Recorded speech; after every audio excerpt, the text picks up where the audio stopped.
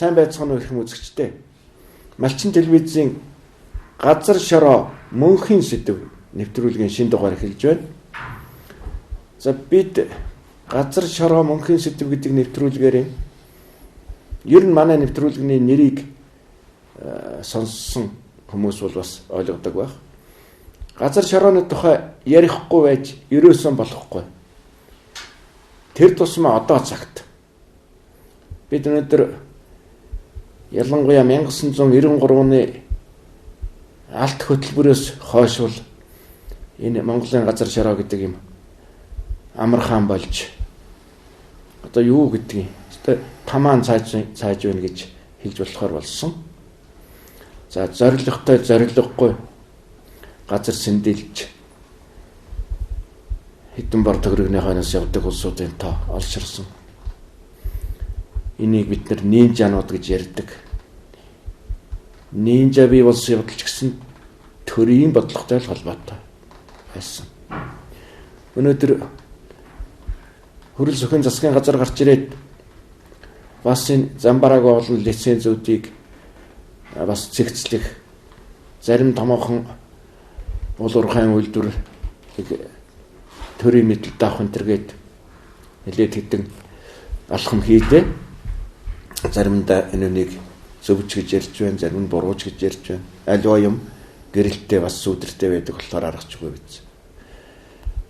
Өнөөдөр энэ газар шороо их нутгаан хайрлаж хамгаалахын тулд ард иргэд юу хийж байна вэ? Юу хийх ёстой юм гэдэг талаар бас бодмоор ярмаар зүйл их байна. Бидэнд өнөөдөр урааны асуудал, жинхэнэ мэрэгжлийн байгууллага анх очиод гаргаад ирсэн дүгнэлтийг өдий болтол хавдарч хад байж байгаа баримт нь байж л байна. Бид энэнийг бол энэ удаа биш дараа ярилцах болно. За тусгай хамгаалалттай газарт одоо уул уурхайн үйлдвэрлэлийг эрхлэх эрхийн бичгийг нөгөө А лиценз гэдэг юмыг олгочихсон одоо олон газар өөмөө божиг нам болж байна. Энэ удаад бол бид нар энэ тухай биш. Нэгэн та бүхний хуучин танил зочинтой та бүхнийг уулзуулах гэж байна. Энэ бол Эрдэнэс 5 толгой компани ив санааны нэгдэл үйлдвэрчдийн эвлэлийн тэргүүн Эрдэнэ. Танд энэ өдрийн дүргий баярлалаа. Бидний урилгыг авч манай нэвтрүүлэг төрөлцөн ирсэн танд үзэгчтэй хүмүүнээс талархал зөвшөөрье. За баярлалаа. Тэгэхээр би үйлдвэрчний эвлэг гэхээс болдоор манай үзэгчд бол таныг мэдж байгаа. Их орон газар шорооныхон төлөө бид нар өвгдээд шиг юм бол газар шороогоо бидэнд үлдээх гэж сусаа урсган тэмцэж явсан гэж ярьдаг. Эрдэнэ бол сусаан төдөөгүй. Өөрийнхөө амь насаар дэнчин тавьж өөрөө зулын гол болж шатаж явсан ийм хүн. Тийм болохоор үйлдвэрчний эвлэлийн байгууллага гэж ер нь одоо юу хэлээд байна гэдгээс одоо тэгээл дээ. Хэрнээ яг уу би ч бас бодж лээ. Одоо бас нэг үйлдвэрчнийхээ эвлэлийн талаар энэ нөгөө хөдөлмөрийн харилцааны талаар хүмүүс бол ойлгох гэх нэг сэтгүүл энэ төр гаргаж байгаа. За. Тэгээ ерөнхийдөө бол нэг жоохон нийгмийн ухааны одоо багш нартай холбогдож тийм ээ. Монголын одоо эписовч эрдэмтэд одоо эдийн засагч одоо юу гэдгийг одоо хуульчид энэ төр гээл. Олон мэргэжлийн улсууд над их олон найз нөхдөд бий л дээ. Тэгээ тэднэртэй бол би санал тавьсан юм. Энэ сэтгүүл гаргана. Энэ сэтгүүлээрээ дамжиж одоо би та бүхэнд бол бас энд юу гэдгийг одоо би өөрөө юу гэж боддог л ярих нь зүг байх. Тэднээс юу гэж бодох нь. Тэгээ манай монголчууд бол үйлдвэрчний эвлэл гэдэг бол манай монгол хүний оюун ухаанд бол огт буухгүй л дээ. Ягаад гэвэл эн чинь өөрөө нөгөө иргэжлийн соёлтой холбоотой юм. Манай монголчууд чинь тийм манайх чинь нөгөө нүүдийн аж ахуйгаар явдаг байсан. Ажилчин анги үйлдвэрлэл энэ төр гэж юм огт байхгүй. Тийм. Тэгэхээр энэ чинь суурин соёлын иргэншлээс бий болж ирсэн. Тэгээ ялангуяа тэр үйлдвэрчин гэдэг үг нь бол нөгөө үйлдвэрлэл хөгжсөн газар.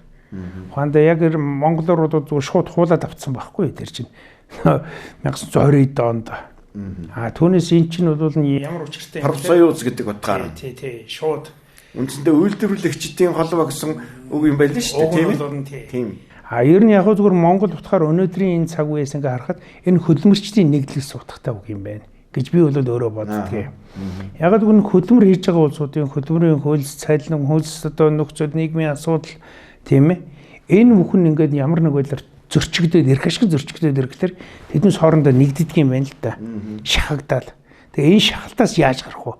Эннээс гарахын тулд одоо яах вэ гэхээр энэ үйлдвэрчний үед өөрөө бол зохион байгуулагдсан хамт олон гэсэн үг бас болоо ивчиж байгаа. Тэгэхээр энэ бүхнийг одоо биднес тийм ээ энүүгээр ямар асуудлуудаа яаж шийдэх юм гээд. Тэгээ энийг бол одоо шинээр хөгжүүлэх, шинээр одоо тийм ээ ойлгуулах, хүргэх одоо тийм алхмуудыг би бол хийгээ явж байгаа. Үйлдвэрчний хил гэдэг байна. Тийм манайх ч одоо энэ ч анх үүсгээд одоо бол яг Монголын үйлдвэрчний хил гэдэг нэг том үйлдвэрчний хил л дээ.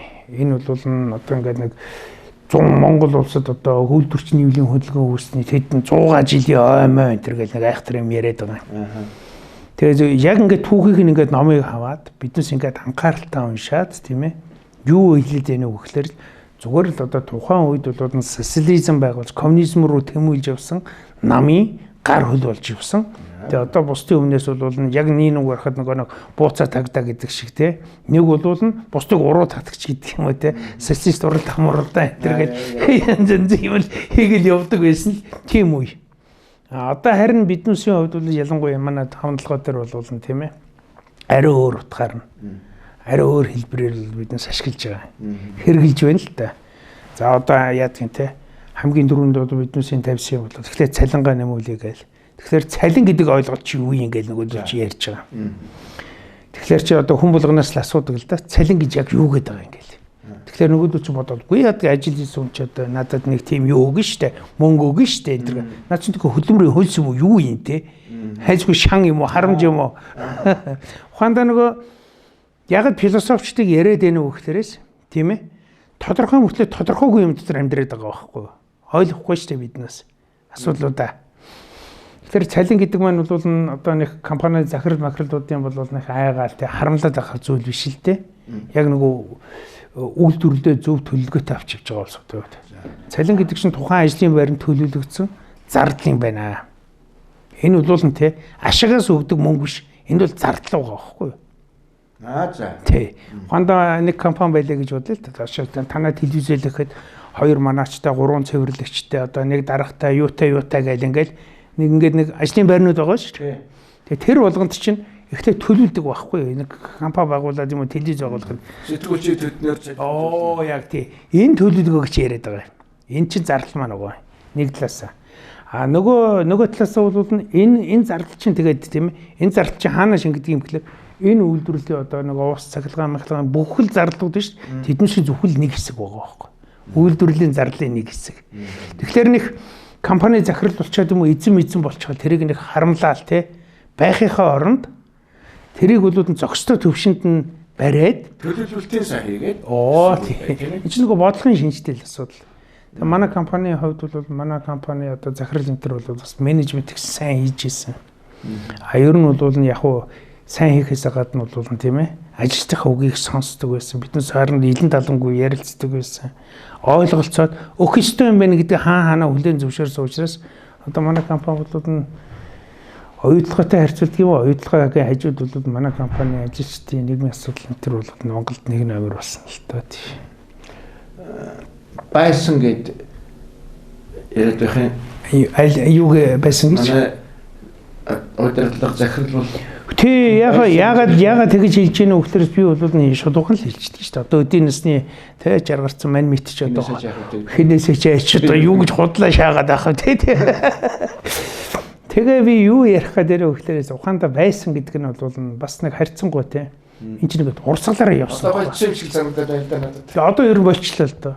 Тий болчлоо. Ягаад гэвэл эн чинь ер нь бол нэг ийм л юм байна.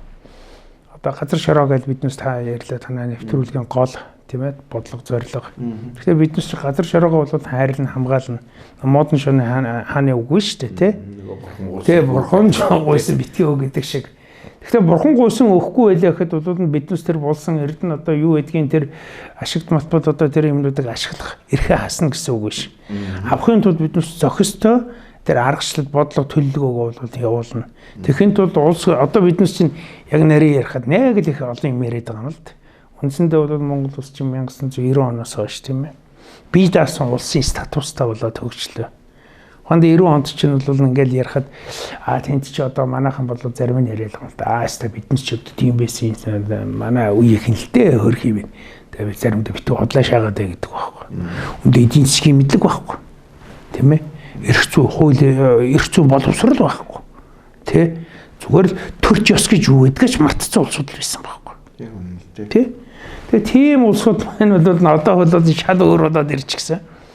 Одоо бол одоо бас нэг манай нэг миний найз үйл дээ нэг ухаантай хүн хэлж ирсэн. Хөө энэ баавраа чи энэ тэ. Энэ юу чинь энэ одоо бидний шиг яриад байгаа юм 90 онд шүү дээ. Энэ ч одоо гэдэг хэзээ яг болох юм бэ гэж асуухгүй юу? Энэ ч одоо биднээс үзэхгүй явах үгүй. Наад чи биднээсийн хүсэж байгаа юм бол те хүний 1 2 3 түгээс тэгслээд төлөвшөх баг. Тэрнээс наа төлөвшөхгүй баг. Ягаад тэгдгийг гэсэн чинь одоо нэг хэсэг нь ингээд үхээд ингээд нэг үгүй тэгээ одоо хичнээн жил болж нэг үе болох юм бэ? Би тэгээ асууж байгаа. Тэгээ манай хүн хэлж байгаа байхгүй юу? За ер нь бол 20-25 жил те. Тэгэл болдгийн штэ нэг үе солигддог гэдэг. Тэгэл бодглоо нэр яг л ингээд нэг үе солигдол те одоо 30 жил болж штэ. Дараа үеийнх нь гарцаа одоо нөгөө залуучууд маань бол одоо реформ хийх гээл те. Арай өөр болцсон те. Энэ муусан зөнгүүд үхээд өгөөс одоо биднес гараа суугаад хийсэ гээл те. Тий. Хондоо биднес ч бас 90 он тэгжил байсан байхгүй. Муусан коммунистууд те. Ингээд байна. Эднээс одоо ердөөс энэ дандаа хөгшүүл саналаа өгөөд энэ дэргээд балаа юм яриад явчихсан. Энэ минь бол бас тэгэл эргээл бол бидэн дээр ингээд ирж байгаа. Ингээд эрэхтэй бол арай өөр маягаар ирээд байгаа. Нөгөө эдийн засаг гэж юу байдгийг, эрх зүй гэж юу байдгийг те төрч ёс журамж ямар байх хэвтэй, хариуцлага ямар байх хэвтэй, шүүх ямар байх хэвтэй ингээд нарийн юм руугаа одоо ингээд ороод эхэлж шít. Тэгээд эрэхлээр бол бас манай хүн ч бол гайгүй будцсан юм байна те. Би ч бас тэрийгээс гайгүй тогтооцсон юм байна. Тий. Одоо яг зүгээр компанитай холбогдуулаад ярихад манай компани чинь бас нэг төрийн өмчт 1990 оноос хойш бол төрийн өмчөөр бол байгуулагдсан хамгийн анхны компани л да. Энэ компани чинь бол нэг 10 онд бол ингээ төсөл байгаа. Тэрний урдталт нь бол тэ баялагын байгаа л хятадаас нэг 300 хэдэн сая доллар зээлж аваад тэгэл тэрнийхээ юугаар байгаа л тэгэл биднес чинь 11 оноос бол анхныхаа ашиглалтыг бол хийгээл. Би бол одоо яг тэр компани хамгийн анхны нүүрс тийм ээ. Манай ээлжин дээр гарч ирсэн. Өглөө 8 цаг болох гэж байхад одоо манай хуучин мастер Бацүх энтер бол байсан л да. Тэгээд би Бацүх нацаг дашгаад одоо уурхаан дарах хийжсэн. Тэгээд би ч өөр усны машины оператор. Тэгээ нөгөө хин пүрв дөржгээд энэ бид дөрөв. Тэгээ нөгөө цуг нь бол биднээс нарийн дээр бол тэр нүүрс анхны нүүрсийг гаргах хэрэггүй байхгүй талбайг нь бэлдсэн. Нөгөө ээлж гаргах гэдэг. Би гэж нэг шуналтай юмтай юу ярьж байгаа юм бэ мастер тий энэ ч түүхэн нүүрс асгын автар нэг хүн дурсан шүү дээ өөрөө. Үгүй энэ чинь нөгөө тэмдэглэл зоохгүй. Энэ чи одоо өнөөдөр ярьсан шиг сонин зүйл шүү дээ. Тэр чинь нэг хайхтар нэрэндээ биш. Тэгээд нүүрсээ авцраад бодгсон уурхаан дарах хүрээс хэн асах гэсэн ингээд юу яриад байгаа юм бэ уурхаан даргаа тий.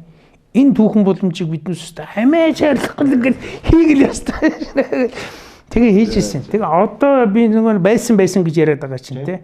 Ингээд төлөлтөөр яваад байсан юм шиг боловч яг манай компани болоод стратеги төлөлт байхгүй те менежмент байхгүй бүтц одоо зохион байгуулалт докторгүй хариуцлага муутай. Энэ бүх байдал чинь өөрөө бол нөгөө энэ дахиад бидний шинэ юм руу суралцаад яваад байгаа. Арай их жоохон төлөвшөөл те компани ч одоо сүүлийн 3-4 жил ашигтай ажилтай. Нэгч төгрөгний өргүү компани гэж бодглохлоор энэ гайхамшигтай компани байгаа байхгүй. Харин тэгж яриад. Одоо энэ чинь 1.1 их 80 төгрөг. Нойдон чинь 801 тэрбум. Тэрний урд нь 760 хэдэн тэрбум. Энэ мөнгө хэн өгöd байгаа юм? Хэнээс зээлээд байгаа юм? Энүүгээр харин юу хийгээд байгаа юм гэдэг л асуудал байна шүү дээ. Нойдон бол Монгол улсын одоо нөгөө юуны хөгжлийн гарц болсон те. Хөндлөн төмөр зам руу тавина гээл. Төрийн бодлого төрийн өмчт компани мөнгө тийшээ зарлаа тэгээд хийлээ. Манай ард түмэн чинь бол бас баярлаад байгаа байхгүй. Нэг хэсэг нь бол гомдоол те. Ааста 1072 хувьцааныхаа мөнгийг авсангүй энэ төр гээл. Харин тий. Тэгэхээр чин Би бол дотроо бодож байгаа. За яг хөө биднес бол бас зарим нэг хэсэг нь авмаар байсан байж магадгүй. Тэгэхдээ тэр нэг аваад нэг 20 мянган цаас 30 мянган цаас ч гэдэг юм авсан дөрвөл тэр хөндлөн төмөр зам руу хийжглэр Эрдэнэс 5-7 хувьцааны одоо бас нэг хэлбэр болоо явчихна. Хөрөнгө оруулалт болсон болох тэр. Манай компани ч одоо энэ хөндлөн төмөр замын тийм ээ 65% эзэмшиж байгаа байхгүй. Одоо энэ ашиг болоод хэрэглээр одоо тийм ээ хөрөнгө оруулагчийн хувьд бол хувьцаарынхаа ногдлын ашигыг аваад нөгөө улсууд бас нэг юм өгөх гээд байна да. Тэгээ энэ жилийн хувьд бол тэгсэн чинь харин энэ жилийн хувьд бол бас нэг тэр сул талыг ашиглаад одоо тэгээд ер нь Эрдэнэс 5 толгой компанид юу болоод байна? Түрүү нэг хэллээ шүү дээ. Дахиад тэр нэг байсантай холбогдуулаад. Тий. Яг уу энэ 5 толгой гэдэг юм маань яг нэг барихад бол одоо энэ манай энэ сайт за ерөнхийлөгч бол ер нь гайгүй бас бизнес талын юм. Ер нь бол эдийн засаг үйлдвэрлэл ойлгоно. За занжин шитрэл даргаыг бол би мэдэхгүй. За хөрөл сүх даргаыг бүрч мэдэхгүй. Тэгэхдээ энэ хүн бол ингээ хөгжүүлэх гэж яваад байна гэж би хараад байгаа юм. Тавьж байгаа бодлого аргачлал энэ зөв юм шиг. Тий одоо дэмжиж л явна шүү дээ биднээс хэн нэгэнд итгэхгүйгээр те бүгдэрэг хардаад иж болохгүй. Тэгсэн чинь манай компани дээр ч одоо Эрдэнэс 5 майнинг гэдэг нэг компани бий болчлоо. За Эрдэнэс 5 майнинг. Тухайд майнинг гэдэг нь юу гэсэн үг вэ? Тийм нүүрсний урхаал юм шиг байгаа тийм. Тэгээ Эрдэнэс 5 гэж толгой компани байд хажуудалд нэг ингээд охин компани нэртэй боловч 4 мөрмийн үзэгдлэр болоо те тэр охин компани ямар ч статус алга ганц нэг 2 өгүүлбэрийг мөр өгүүлбэрийг тооцвол. Тэгээ энэ нь бол одоо толгой компаниасаа давуу хэрэгтэй болох нэ. Би одоо нэг 2 хэд хоногийн өмнө бол бас хэвлэлийн баг хурал хийгээд хийсэн л дээ. Тэгээ энэ хэвлэлийн баг хурал хийгээд хэлэхэд бол тэ энэ хэвлэлийн баг хуралыг одоо их сонирн болцсон байж тийм улс чинь өөрөө телевиз мэл үздэг бүгдэр ингэ хаалтын гэрээ байгуулад тэгээ бүгдэр ингэ хаагаа хийчихсэн нөгөө төлж. За нэг ч телевиз очихгүй байгаа юм тийм. За очиод байлгүй бодвол нэг юм камертай хүүхдүүд чи хурц ирэл ингээ зураг мураг аваал те. Элдв энзим асуугаад байгаа. Гэхдээ нэг ч болоо телевизээр явуулахгүйгээр. Харин нөгөө нэг сошиал ертөнц гэдэг нь шүү дээ. Бас нөгөө нэг муу имиж нөгөө талд нь бас байгаад нь шүү дээ. Тэрүүгээрээ шууд ингээ явуулсан. Тэгээ тэр нэвтрүүлгээр би бол хэлсэн байсан. Тийм байна, ийм байна. Энэ компани бол одоо энэ 5 толгойг бол юу гэдэг итгэж байна. За. Тэг яагаад итгэж чинь вөхлөөс одоо ингээд ийм одоо ийм юм байлаа гэж бодъё л та. За. Энэ 5 толгой нүүрсний орлого. 80% нь бол зүүн цанхын уурхай эзэлдэг. Зүүн юу нэ? Зүүн цанхын уурхай гэж. За. Тий. Тэгээ энэ уурхайг наваачаад одоо майнинг гэдэг хувьцаа эзэмш хувь мөнгө өсгөх гэдэг нь шүү дээ. Мөнгө өсгсөн улсуудын одоо эзэмшил аваачиж өгөөд Монгол улсад бол энэ байхгүй болно гэсэн үг байхгүй. 80% нь хийдэг нь. За. Энэ чинь ийм байж манайх бол нэг их нэйдэг хийгээд байгаа шүү дээ уг нь. Тэгэхээр энэ чинь эдийн засгийн хувьд бол хэцүү болно. Энэ тухайн нарийвчлан заасан тийм заагалсан тийм юу байхгүй байгаа. Бүтэн байхад олдог ашигыг бол улс ашиглаж байсан. Тий. Одоо бол 80% хувийнх болчих гээд байна гэсэн үг үү? Одоо тийм шүү дээ. Тэр хувьцаа нийлүүлнэ гэдэг. Хэдэн төгрөгийн хувьцаа нийлүүлэх гэж яах гэж байгаа гэсэн чинь засгийн газраас бол нэгээр одоо янз янзын тоо гарч ирдэг. За. Тэгээ энэ бол уг нь бол зүүн цанхын 30%-ийг л энтер гэж байгаа. Гэхдээ нарийн тодгосон юм байхгүй. Бүр уурхаа муурхаа болгоод бүр тэнүүлээ хийсэн шүү дээ. Тэгээ манайхын зүг нөгөө монголчууд яах втэ. Нөгөө дүлийдээ найд жонгор гагч байна. Нэгтэй хэнэггүй царайлж явж байгаа. Нэг алдсан нэг үгүй юу болчихоо гэж ингээд хашгиралдаад явдаг байхгүй. Тэгээ энэ тухай бол би бол бас олон жилийн өмнөөс бодож ил байсан. Тэгээ яг энэ тухай ер нь бол энэ талаар юу бодож байсан яадаг ингээл одоо би уулуурхаа хариуцсан сайттай бол уулзах гэж ажилтныхаа бас асуудлыг ярих гэж. Ер нь бол Ахмад түүнийхээ хувьд тийм ээ. Энэ нийгмийн ч одоо 90 оноос ингээл явхад нь анх ингээд нөгөө түүчээ болж тий гал бол цучил болж явсан хүнийхээ хувьд бол бас санаа бодлын сонсъё сайн муу саналгүйгээр одоо бас санаж болоод хэл яриагээл гэсэн тоохгүй юм байли. Би би одоо шашчурмаа бодоод байна шүү дээ. Тэр чинь төр шишсэн сайт жим өндөр суудалтай. Би бол тэр жоохон орхоо байгаа байхгүй. Тэгээ очиад адаа сайдаа уулзъя тий. Би одоо 3-4 удаа очсон тэгээд үгүй гэхлээр за болиё. Тийм үү? Тий. Одоо тэгэхээр та бол тэр майнинг гэдэг юм байгуулагчнаар төрд орох орлогыг хувийн хэдэн хүн цөөхөн хүн завшихнаа гэсэн л ингэж дүгнэлттэй байгаа. Чи ер нь ХХХ компани гэдэг чинь хувьцаа эзэм хязгаарлалт хариуцлага компани. Орон зүйн хөрөнгөний хэмжээгээр хариуцлага болно шүү дээ тэднээс чинь. Тэгээ хэрвээ ашигтай ажиллах юм бол хувьцаа эзэмшигч яг ашигтай л ажиллана шүү дээ. Тэгээ одоо бүр тэрнтэй чинь хамт ажиллаж байгаа тэр нэг хятадын хөрөнгө оруулалтын нэртэй миний одоо 5 жил тэмцэж байгаа TED Joko гэж компани байна. За. Тэр компани тэр бол хэцүү шүү дээ. Биднес л одоо ингээл нэг сайхан юм л яриад байна. Тэгэл хужаал бол хужаал гэдэг юм багчлаа. Одоо тэгээд үйлдвэрчний байгууллага яг ийм болцсон нөхцөлд яа нэ гэж ярьж байна та нар. Ер нь бол боломж бол үргэлж байдаг. Боломжийг олох арга. Гэхдээ хамгийн гол нь бол ажилчдаа эрх ашгийг хохироохгүй байх хэрэгтэй. Ажилчдаа эрх ашгийг хохироохгүй тулд одоо биднээс тий сая би нэг хэвлэлийн багвар дээр гаргаж ирсэн тэр компани явуулсан албан мэдгдлийг уншиж танилцуулсан. Тэгээ тэрэн дээр бол ажилчдаас бусад эрх мэдэл манад ирсэн учраас бушуухан үйл ажиллагаагаа явуулъя. Ванда манай компани болоод энэ 10 жил одоо ингээ болох гэдэг шүү дээ. Энэ хугацаанд бол өөр ингэсэнтэй экскаватор одоо машин тоног төхөмжүүч байхгүй. Бусдын машин дээр түрээсэлж ажилласан. Түрээслэн ихтэй илүү үнэтэй гэсэн үг тийм ээ. Ингэж л ажилласан. Тэгтээ ийм ашигтай ажилласан. Ийм л компани шүү дээ. Тэгэхээр нөгөө компани ч нь бол тэрэн дээр санаа ажилчдаас бусдыг бол тийм ээ. Одоо шилжүүлсэн байгаа учраас одоо биднээс бол ажлаа над ажилчдаа бол биднээс ажиллахгүй гэсэн санаа байна. Тэгэхээр энэ дотор ажиллаж байгаа олон жилээс энэ ухаагийн шинээс энэ ашиг орлогыг олж ирсэн нөгөө хүмүүсийн одоо тогтвортой ажлын байрны тийм ээ. Одоо тэгээ цалин хөлс нийгмийн асуудал гэдэг. Асуудал үүснэ. Гэхдээ би бол одоо нэг 2 3 хоногоос бас нэг асуудал тавина. Тий. Янзын одоо шатан тавина. Ерөнхий сайдын хэмжээнд тавина. Ерөнхийлөгчийн үндэсний аюулгүй байдлын зөвлөлийн хэмжээнд тавина. За зармын авилгалтай тэмцэх газар тавина. Цагдаа хүчнийх нь тавина. Авилгалтай тэмцэх газар тавих тийм асуудал байгаа юм. Байлгүй яг. Одоо жишээлбэл авилгалтай тэмцэх газар бол сумын газар сайдын тийм ээ. Хийж байгаа энэ асуудлыг бол тавина л та. Жишээлбэл сумын газар сайдын одоо хийж байгаа тэр одоо оруулж байгаа бүт зүйл ажиллагаа одоо тэр аргачлал эднээс нь өөрөө бол амар шижигтэй шүү дээ. Ер нь ялангуяа хууль хүчнийхэн ингээд харах юм бол үгүй адаглал те өөрийнх нь доор ажилдаг те яаманд ажилдаг. Тэгээд өөрийнхөө хамааралтай те одоо ашиг сонирхол нэгтэй гэдэг юм а те. Тиймэрхүү улсуудаа ингээд тавьчихсан те. Иймэрхүү юмнууд зөндөө байгаа. Тийм юмнууд сумын газар сайдыг бол их хайлттай тэмцэх газар өгье. Тийм. Ерөнхийдөө бол энэ ажлыг чинь хийж байгаа тэр засгийн газрын 296 дугаар тогтоол гэж байдаг. Тэр тогтоолынх нь хэмжээнд бол эрхэм хэмжээг гаргасан одоо эхлээд ерөнхий сайдын ханданд таны энэ гаргасан тогтоол чинь Монголын одоо хувьцаа эзэмшигч 1072 хувьцаа эзэмшигч юм тийм ээ. Эрх ашиг давхар хөндсөн байна. Та энийгээ бол тий үзээд хараад судлаад болохгүй бол уулзаад яриад ойлголцоод нэг тийш шийдээ. Хэрвээ сайд шийдэж чадахгүй бол биднээс ч одоо бас нэг сайн юмтай болсон шүү дээ. Шүүх гээл ингээл явах нь шүү дээ тий. Тэгэл яг хөө биднээс явъя л да. Бид нь уучлаарай. Таавал зөвхөн уурхайн ажилчдын эрх ашигын тухайд л яриад байна тийм ээ. Наад чинь бол тэр нөгөө үйлдвэрчний эвлэл гэж яриад байна шүү дээ. Үйлдвэрчний эвлэлэр энэ ажилчдын асуудал байгаа. За. Ажилчдын асуудал ярьж байгаа компанийн асуудал байж байна. Энэний цаана бол 1072 хувьцааны тухай асуудал байна.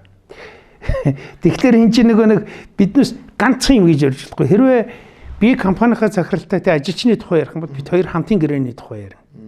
Өөр хамаарал бүхэ харьяал компани ороод ирэх юм бол би ажилчдынхаа тогтвортой ажлын байрны тухай асуудал ярина. Хэрвээ энийг томсгоод ярих юм бол Монгол улсын эрх ашигын тухай асуудал ярих байхгүй юу? Би наадах дээр чинь нөгөө талаас нь ярьж байгаа юм байхгүй юу? За тэр уурхай их баялагтай танах өчнөө сая тэр бом ашигтай ажилдаг л гэдэг юм тийм ээ. Тэгтэл танаа уурхай тэр одоо юу нөөцөнд тогтоодсон газрын хаанч гэдэг юм уу? Эдэлбэр газрын хаанч гэдэг юм уу? Байгаль орчинд ямар нөлөө үзүүлж байна вэ? Одоо хоногт хичнээн сая тонн ус гүний ус залгилж байна вэ? Энийн үр дүнд тэр орчмын байгаль дэлхий ямар болж байна вэ? Тэр орчмын байгаль дэлхий ямар болж байна гэхээр цаана тэн дээр байгаа өвс ургамал түүнийг иддэг мал түүнийг малладаг малчтай амьдрал дэр нь ямар нөлөөлж өгнөгээд цаашаа ухаад явчих гэдэг л дээ би. Энэ талаар нь танаа яа. Үгүй ер нь бол юу л дээ. Яг уу бас нэг ингээд энэ нийгмийн төлөө их бах хэмжээгээр ингээд сонирхол сонсож явдаг хүний хувьд бол би бас энэ талаар бол ажиг сэжиг тавьдаг юм. За би өөрөө бол 60 тонны машин барьдаг. Тэр нь бол 60 тонн одоо ус орно гэсэн үг. Тэр усыг бол би нэг 50 минутанд бол нэг услага хийгээд дуусчихна гэсэн үг. Тэгэхээр яг хуу 50 минутанд нэг ус ингээд цацгана шүү дээ. Хэрвээ ингээд мотфонхоор ингээд за яг хуу цагт 60 тонн ус торгиж байл гэж ойлгоё. Тий, тэгээ бас тэр чинь ачна гэдээ бас нэг хугацаа байл дээ. Тэгээ амрал тэгээд яг хуу нэг өдөрт бол яг хуу биднес ингээд нэг сайн явахад бол нэг би бол 8-9 удаа явж байсан үе би. Ер нь бол нэг дунджаар бол 6-7 удаа тийм ээ. Ингээд ачна. Тэгэхээр ямар хэмжээний ус ирчих вэ? Одоо манай дээр ч одоо 10-аад машин тэгээ явж байгаа гэдээ бод. Тэгэхээр энэ усыг бол тий одоо яаж ашиглах юм? Яг гүнээс аваад байна уу? Айлсгүй байгалийн усыг хоримтлуулж аваад байна уу? Тий. Харьцуулт хөрсний усны хоримтлал хийлгээд байна уу гэдэгт асуудал олон талтай л да. Тий. Тэр талаасаа бол ер нь бол ингээд уурхаа ингээд ухаад байж хахад нэг л юм ажиглагдтiin. Энэ нэг хөрсний нэг давхаргууд байна шүү дээ. Давхаргын чинь завсрууд нь усны уйд гүйдэг юм байна л да. Нөгөө уйнууд чинь ингээд задгаасаад газрын даралт байхгүй болох тэр чи яг уу аль сул тал руугаа асгана да. Тэнд хоримтлал үүсдэг. Одоо ядангуяа энэ манай орон нутгийн тавталгаач аягүй тийм устай байсан шүү дээ. Тэгээд тэр нь ингээд үүсээд тэр үүс нөгөө усыг болоод нэг ашиглах бол нөгөөрөг. Энийг чинь харин дагаад юу явах вэ гэхлээрээс ойр хавийн нөгөө газрын нөгөө юу шүү дээ. Гүний нөгөө гар худагнууд биш шүү дээ. Тэднүүсийн нөгөө нэг ус бол яг уу ус чинь өөрөө болуулна тийм ээ аль сул тал руугаа хоримтлагддаг. Тэгээ тэрнээсээ цаашаа болоод явчих юм бол нөгөө худгууд нь ширгэж яана л гэсэн үг тийм бол зовлон бол би. Тэгтээ бол яг уу нэгэнт бол ашигтай орлоготой одоо ийм байгаа бол нөгөө улсуудынхаа нийгмийн асуудал амьдралын асуудлыг шийдвэрлэхийн тулд одоо гүний усыг ашиглах цэвэр усаар хангах гэдэг энэ өндөр бол уулуурхаа өндөр заавалч үүрэг хүлээх ёстой байна да. Орон нутг нь бол анхаарах ёстой байна гэдэг. Одоо манайхан чинь бол компаниуд чинь ингээд орон нутагч ингээд татвар матвар янз янз юм өгч байгаа шүү дээ. Тэрийг бол хангалттай тавиа тэр улсуудаа тухтай байлгахгүй тэгээ мөнгөний замаас нь зарим нь ингээд гудраа ичдэг юм шиг байна. Одоо энэ асуудал дээр жишээ нь малчтын төлөөлөлч гэдэг юм уу ер нь үйлдвэрчний эвлэл уурхайдал байдаг малчтын одоо үйлдвэрчний байгууллага гэж байж болохгүй юу?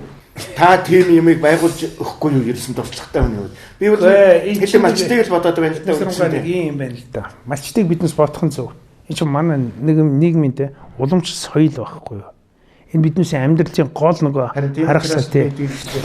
Малчтын үйлдвэрчний эвлэл гэж юу ах вэ? Зүгээр ер нь бол төрийн бус байгууллагуудын тухай хуулиар бол малчтын холбоо тийм ээ.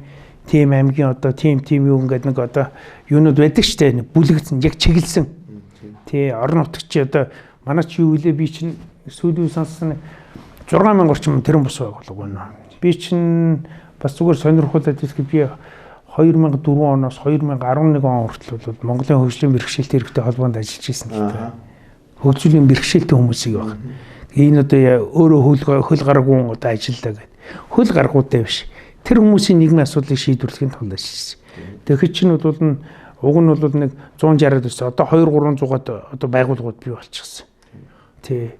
Тэгэхээр эднүс чи яаж яах вэ? Яаж нэгдэхгүй? Яаж одоо хөрөнгө нөгөөдөө чи нэг төрийн бус байгууллага ажиллангаа байгуулчихгоотлаа.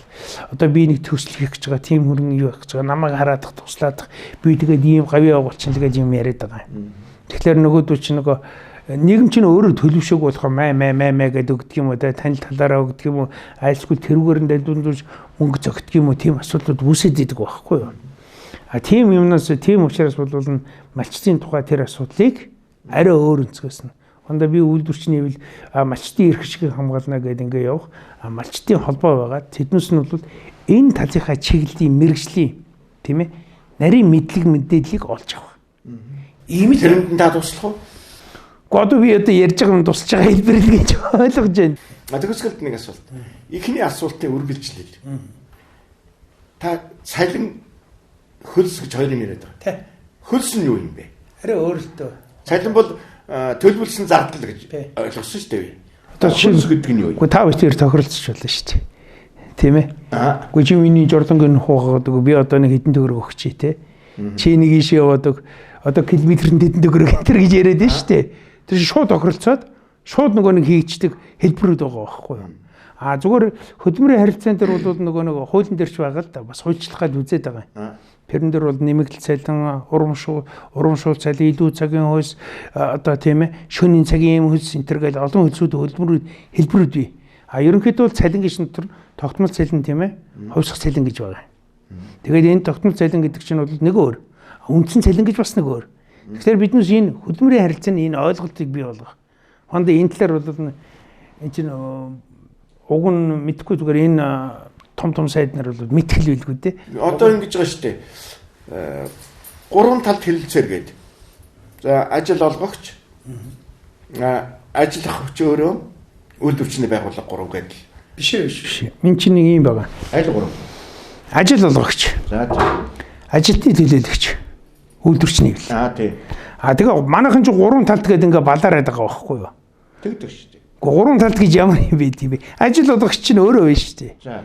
Ажилтны төлөөлөгч үйлдвэрчний хэл байна шүү дээ. 3 дахь этгээд нь бол төр байгаа байхгүй юу? Бүртгээд авчдаг байхгүй юу? Энэ чинь 3 талт биш байхгүй юу? Энэ чинь нөгөө нэг энэ манай нөгөө хэм биш дээ. Сайн хүүгийн Ганбаатар. Тийм. Хэн шүү? Хэн шүү Ганбаатарын тэр үед гаргаж ирээл те нэг тийм байдгийн гэсэн ойлголтоор л хадуурал хамаагүй юмруу хариацсан зүйл байхгүй. 3 талт гэдэг биш. Тийм. Өөрөлдвөл төр бол энэ тал болж оролцохгүй гэсэн үг шүү дээ тэгвэл тийм ээ. Төр бол тал болж оролцохгүй байхгүй юу? Тийм. Төр бол хуулиараа энэ хоёрын явуулна те. За та хоёрын ямар гэрээ хийцэн те. Гэрээ гэдэг чинь хоёр талын болвол харилцан ойлголтын зөвчлөлтөнд тохиролцсон шүү дээ. За та хоёрын хийсэн гэрээг бол тэдэн сарын тэдний өдөр бүртгээд авлаа. Хэрвээ гэрээний ямар нэг асуудал болох юм бол гэрчээр оролцсон те. Болохгүй байна, ойлголцохгүй байна. Гэхдээ чи энэ дэр ингэж авчихад энэ дэр ингэж ахтай яадгийг энэ тухай л асуудал шүү дээ. Та бас л би малчин тамаагүй л гэх байх та. Би бол малчин тамаатай юм асууж байгаа гэдэг юм байна. Тэгсэн та олон малтай малчид туслах малчин авдаг. Тэгэхээр энэ дээр бол одоо олон малтай нь бол ажил олгогч. Туслах малчин бол ажил үргийн гүйцэтгэгч. Тэр хоёрын хооронд гэрээ хийх ёстой гэж үзээд байгаа юм. Ер нь яг хуу зүгээр нэг ам ба бичгийн хэлбэрээр хийдэг л дээ. Ер нь бол энийг иргэний хуулийн зохицуултаар байна шүү дээ. Хөлсөөр ажиллах гэрээ гэж ярьдаг. Хөлсөөр ажиллах гэрээ. За. Энэ бол зохицуултанд эрх зүйн харилцааны тэр зохицуулт бол байгаа байхгүй юу? Биднээс тэрлийн ойлголт байхгүй. Хондоо бол манайхан чинь нэг соёлд байдаг шүү дээ. За хөө чи тэгээ одоо те манай хэдэн модыг одоо ингээд юу байгаа 100 ингээд аваад цусландаа гараад намар ингээд юу байгаараа гэдэг ингээд хорногээ ярьцдаг. Тэр нэг уламжлсан соёлоор бол хүний итгэл найдварыг алдахгүй инээ тэрэ гэлж явдаг. Тэгвэл тэрэнд бол энэ нөгөөдг нь хурч ирээд ер нь бол сайхан онтой тарган орцсон байна одоо таргалцсан байна гэдэг юм уу те. Нөгөө хүн нь бол өөрийнхөө сэтгэлээр тэгвэл тухайн цаг үедээ тохирсон ханшаар чамд нэг хэдэн хонь өгчий одоо чи тэгээд ингээд юу яачих сайлн уу хөлсүү шан харамжуу байх нь болно шүү дээ. Тэр чинь нөгөө нийгмийн харилцаахгүй яг нариндаа бол одоо ингээд биднээс ярьж байгаа. Яг мөнгө гэж яг юу яриад байгаа. Та биднээс одоо ингээд ярина шүү дээ. Тэгэхээр хүмүүс чинь мөнгө гэж юу вэ гэхдээ нөгөө алт мөнгөний мөнгө биш юм байна. Энэ нийгмийн харилцааны хэмжих нэгж байгаа байхгүй юу. Тэгэхээр яг мөнгө чи яаж хэмждэг гэхээр нөгөө нэг юу шүү дээ. Яс суртахуун. Мөнгө бол яс суртахууны хэмжээр юм байна гэсэн ойлголтод хүрч байгаа юм л та. За баярлалаа. Төгсгөлд нь дахиад би малчтайхан тухай ярих гэдэг. За яа харахгүй ингээд гадаргын ус ховордлоо. Гүний ус доошилчлоо. Ходог ширэгчлээ.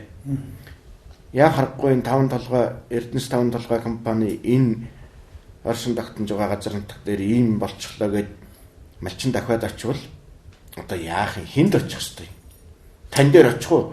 Та болохоор би үйлдвэрийн юмыг мэднэ малчтын юмыг мэдэхгүйгээд булдах янзтай. Компани захирал дээр очих уу? Хин дээр ч очих уу нөгөө энэ сумын явцад сайд дээр ч очих уу? Энэ бол хэцүү л дээ. Зүгээр энэ чинь бол яг нэг чиглэлээр нь те гидэр геолог гээл тэр чиглэлээр нь ингээд үздэг, судалдаг. Одоо шинжлэх ухаан гэдэг чинь бол чиглэлээр ингээд судалдаг мэргэжлийн усуд шүү дээ. Үндсэн шатгаан нь юу юм гэдэг асуудлууд байгаа. Тэгээ тэр үндсэн шалтгаан энэ уурхай их холборсноос яасна виснү гэж асуудал үүснэ. Жишээлбэл одоо би ингээд газаргын усны ингээд асуудал ингээд үүсгэж чинь зуны цагт бол одоо ч гэсэн одоо бүр яг эхэлж байгаа. Уурхай дээр чинь амар ингээд тоосч явагдана. Тэн чинь одоо хэдэн зуун машинууд ингээд те 200-300 машинууд ингээд ажиллах тэр чинь тэнд түр хүн ажиллахын арга болно. Тоосын босхонд заавч услах шаардлагатай. Нэгдүгээр эрүүл мэндийн аюулгүй ажиллагааны талаасаа те. Тэгээ байгаль орчны талаасаа. Яг байгаль орчны талаасаа гэвэл хэрвээ тэрийг тэнд орон явахгүй бол нөгөө тоосчт ингээд юу илээ автор шагаад очсон байна илүү. Тий. Яг тэр шиг юм болдог байхгүй. Тэгээ яг зүгээр манай 5 дахь хотын ингээд бол цаана бол нөгөө юуны бороо устай ихчил улаан нуур ингээд бий болдог. Тэр нуурын усыг ягаад татж ашиглаж болдгүй. Гэт би дотроо бодогддог байхгүй юу. Хэрвээ газрын гүнээс ингээд биднээс ингээд носоосор ингээд татаад авах юм бол тий. Одоо гүний цэвэр усаа биднээс хомсдолд оруулах магадлал өндөртэй. Тэгэхээр яг нь манай компанийн хувьд бол одоо ингээд уурхайн ажилч ингээд бас нэг туршлага суугаад байна. Нөгөөдөл чи яаж ийм вөхлөр ер нь одоо нөгөө говьд чинь бол нөгөө нягт төрстэй учраас ус ингээд үрэлдэг шүү дээ. Хуримтлал үүсгдэг. Харин тэгмээр байна. Тэгээ хуримтлал үүсгээд тэрийг бол нодны уржин жилүүд бол маш их ашигласан усаа эргүүлж ашиглах технологиудаа танад байхгүй юу? Үгүй тент болохгүй л дээ. Яг л нөгөө зам дээр асгацсан ус чинь уурчиж талгалж шүү дээ. Тийм эр зураар хийж болохгүй юу? Үгүй байгалийн хуримтлалыг бол бий болгоно үхэс биш тийм ээ. Тэрийг бол ашиглавал хамгийн сайн ашиглалт. Тэгэхгүй одоо нөгөө миний яриад байгаа миний ажилчин бол тэр байхгүй юу? Ус дүүрлээ. Тэгээ нөгөө асгаал одоо нөгөө бороо орсны дараа ингээд чиггүй байдаг ч тэрүүн шиг. Зүгээр юу яадаг тэрүүн дээр чинь одоо ингээд асфальтдаг одоо юу яадаг тийм хатууруулдаг. Бүр ингээд олон жилийн настай уурхай болуулна одоо юу н отгоол нь хаана вэ? Тийшээ засмал зам тавих уу? Энтэр гэдэг асуудлуудыг ярьдаг. Тийм төлөвшөнд л арай хурж хэмжээгүй байна. Тэр үргөө бүр ингээд төлөвлөх ёстой. Тийм янзаар бол шийдвэрлэж болно. Түүнээс бол бороо ороосаа гээл те. Харин ч одоо сүүлийн хэдэн жилээр бурхан өршөөгөөд говьруучин бол бороо шах ороод байгаа шүү дээ бас. Иргэжилдэх болов? Би бодох нь бол ер нь очих байх л гэж бодоод. Гэхдээ би энэ уурхай дээр байж байгаа юм. Би бол одоо хавар уур ороход төр улаагчин өхөр таарсандаа л гэж бодоод сайн гэсэн үг. Сайнгүйл гэж ярьдгийг. Мэдгүй зүгээр амны эвлэгээр аштын бэлэг гэж би шүү дээ. Тий. Би бол тэгээд эрдэс боддгийн тэгээд яадгийн хөрхөө сайхан л байдгийн шүү дээ. За баярлалаа. Эрхэм үзэгчдээ Малчин телевизийн газар шороо мөнхийн сэдв нэвтрүүлгийн шинэ дугаарыг та бүхэнд үзүүллээ. Манай нэвтрүүлэгт Эрдэнэс 5 толгой компани эвс санааны нэгдэл үйлдвэрчний эвлэлийн тэргүүн Эрдэнэ оролцож дэлгэрэнгүй ярилцлаа. Дараагийн нэвтрүүлэг хүртэл баяртай үзэгчдээ.